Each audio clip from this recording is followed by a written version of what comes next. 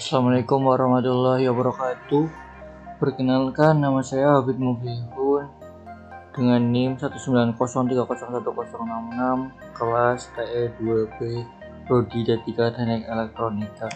Di sini saya akan menjelaskan tentang pengertian elektropneumatik. Pada hakikatnya terdiri dari dua sistem pengontrolan, yaitu sistem pneumatik dengan elektropneumatik. Pengontrolan sistem pneumatik menggunakan sumber tenaga dari udara bertekanan sehingga hemat daya. Sedangkan sistem elektropneumatik menggunakan sumber tenaga di samping udara bertekanan juga berasal dari sumber tenaga listrik dengan kapasitas tegangan dan daya yang relatif kecil. Dengan demikian, kedua sistem pengontrolan ini sangat ekonomis. Karakteristik. Di sini terdapat karakteristik pada rangkaian pneumatik atau elektrik murni. Setiap komponen yang digunakan mulai dari elemen input hingga aktuasinya hanyalah komponen pneumatik saja atau komponen elektrik saja. Sedangkan pada elektropneumatik yang merupakan gabungan dari keduanya, terdapat pembagian media sinyal berdasarkan urutan elemen-elemennya. Di sini ada urutan proses dari sinyal input menuju proses, terus dikonversi sinyal, keluaran sinyal output. Terus selanjutnya di sini ada elemen-elemen sistem. Ada aktuator terdiri dari silinder, rotari, aktuator, lampu. Elemen kendali akhir ada directional control valve.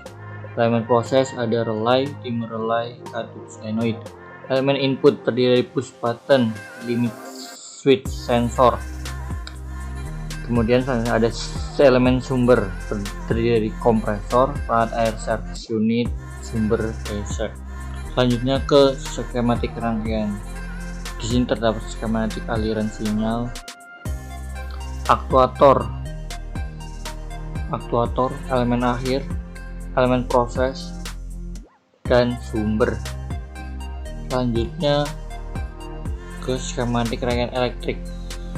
Jadi di sini ada sumber 24 volt, terus elemen input,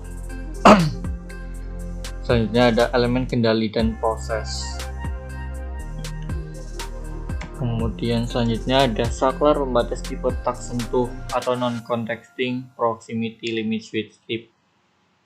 Saklar pembatas tipe ini biasanya dipakai bila saklar pembatas mekanik tak bisa digunakan. Yang termasuk saklar pembatas ini di antaranya satu, ada saklar pembatas buluh.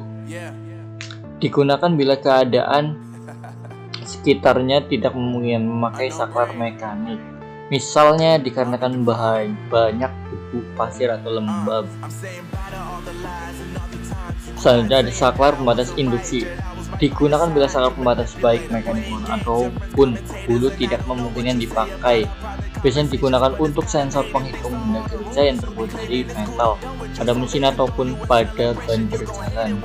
Yang tiga ada saklar pembatas kapasitif. Saklar pembatas atau sensor kapasitif responsif terhadap segala material logam maupun non logam, tapi saklar ini memudahkan terpengaruh oleh perubahan-perubahan yang diakibatkan keadaan sekelilingnya, misalkan debu atau bram pada metal.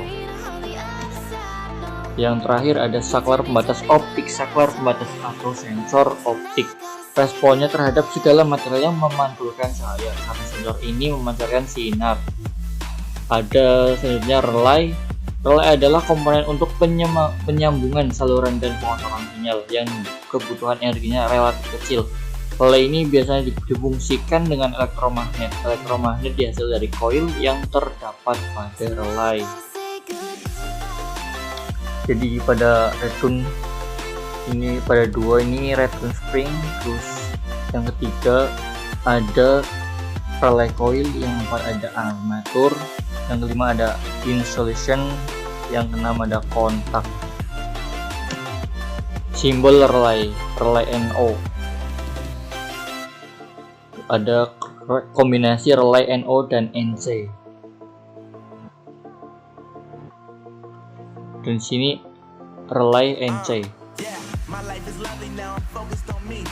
Selanjutnya, dan terima kasih.